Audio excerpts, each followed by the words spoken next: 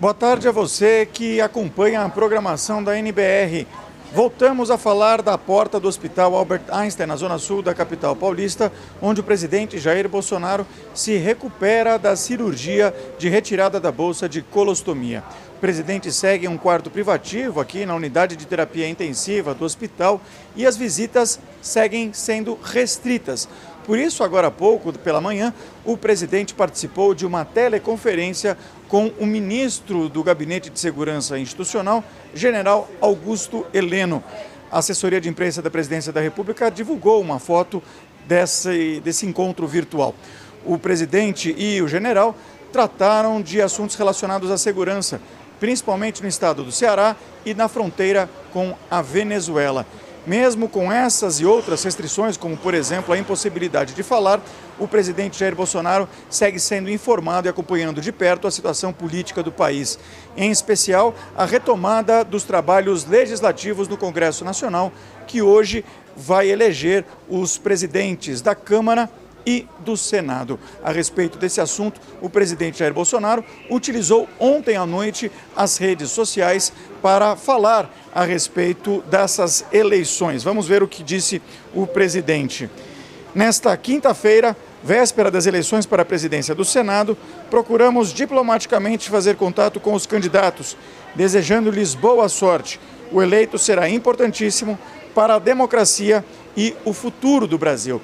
O porta-voz da Presidência da República, general Otávio Rego Barros, ontem, em entrevista coletiva aqui no Hospital Albert Einstein, também deu detalhes a respeito da carta que o presidente deve enviar ao Congresso Nacional com os projetos de lei que o governo pretende que sejam votados este ano. O documento será lido na próxima segunda-feira. Vamos ver o que disse o porta-voz sobre esse assunto. O nosso presidente já gostaria de iluminar algumas das suas percepções lá inseridas.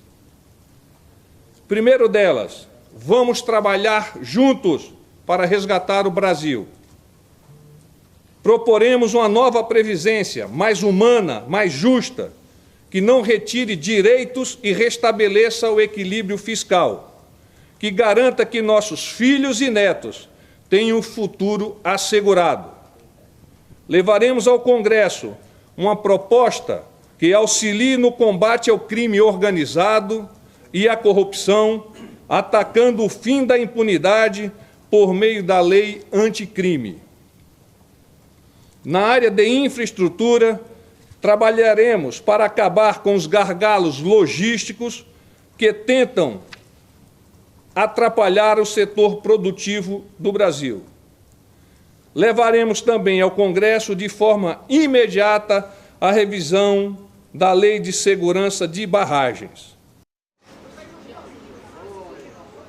O último boletim divulgado ontem pela equipe médica que cuida do presidente Jair Bolsonaro aqui no Hospital Albert Einstein informa que ele segue bem, com boa evolução clínico-cirúrgica, sem sinal de febres ou de qualquer outro tipo de infecção. Os exames laboratoriais estão estáveis e não há disfunções orgânicas. O presidente continua em jejum oral, recebendo todos os nutrientes necessários para a sua recuperação por via endovenosa. Também foram introduzidas medidas de fisioterapia para que ele possa se recuperar um pouco melhor, exercícios esses que são essenciais, de acordo com a equipe médica, para uma boa evolução. O presidente tem caminhado nos corredores, inclusive sem a utilização de nenhum tipo de apoio, aqueles aparelhos que são conhecidos como andadores. O porta-voz da Presidência da República, Otávio Rego Barros, foi a Brasília, deixou aqui a capital paulista no dia de ontem, em virtude da retomada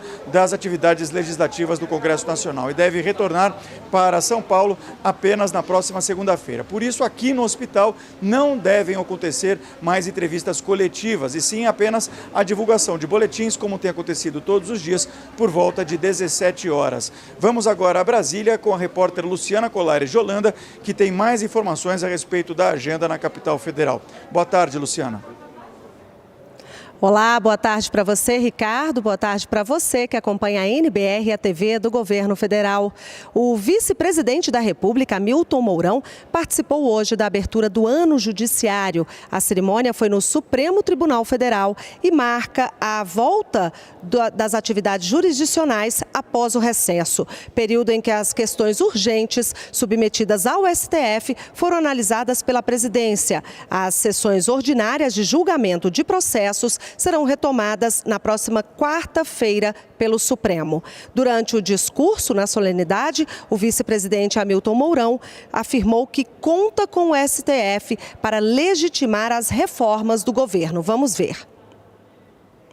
Como reiteradamente tem sido destacado pelo nosso presidente, aqui abro aspas e cito o que ele disse: os desafios só serão resolvidos mediante um verdadeiro pacto nacional entre a sociedade e os poderes executivo, legislativo e judiciário, na busca de novos caminhos para o nosso Brasil.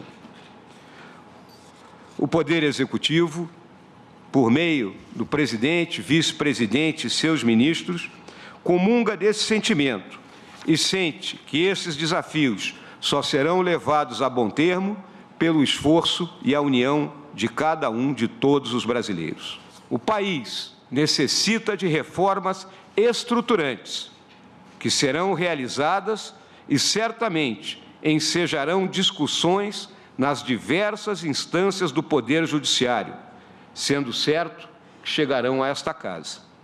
Reconforta-nos saber que esta mais alta corte, com saber e sensibilidade, tomará as decisões que o nosso país precisa. E agora à tarde, o vice-presidente Hamilton Mourão recebe aqui no Palácio do Planalto Miguel Najib, criador do movimento da Escola Sem Partido. Vai ser às 15h. E nós falamos agora de um outro assunto. Durante a reunião do Comitê de Ação Integrada nos Hospitais Federais do Rio de Janeiro, foi apresentado um estudo que aponta a possibilidade de uma economia de 50 milhões de reais ao ano com uma medida simples. Quem explica é o ministro-chefe da Secretaria-Geral da Presidência da República, Gustavo Bebiano. Veja. O custo desses 6 hospitais é de 500 milhões de reais ano, sendo que estamos falando de custeio e investimentos, não estamos falando aqui de folha de pagamento. Utilizando-se os preços mais baixos praticados pelos 6 hospitais, chegou-se à conclusão que havia um desperdício de 50 milhões de reais ano. Ou seja, se todos os 6 hospitais comprassem os mesmos produtos sempre pelo preço mais baixo que um dos 6 praticou, a economia seria de 50 milhões. Ora, se a economia anual é de 50 milhões, nós podemos concluir que em 10 anos a rede federal no Rio de Janeiro poderia dobrar de tamanho. Nós acreditamos que essa economia possa ser muito maior do que esse valor de 50 milhões. Então, uma das coisas que se pretende fazer é a criação de um centro integrado de serviços, para que seja feita uma única licitação e uma única compra, o que aumenta o poder de negociação por parte do governo federal. Outras informações sobre o governo federal você acompanha ao longo da nossa programação e nas nossas redes sociais. Não saia daí, continue com a gente na NBR, a TV do Governo Federal.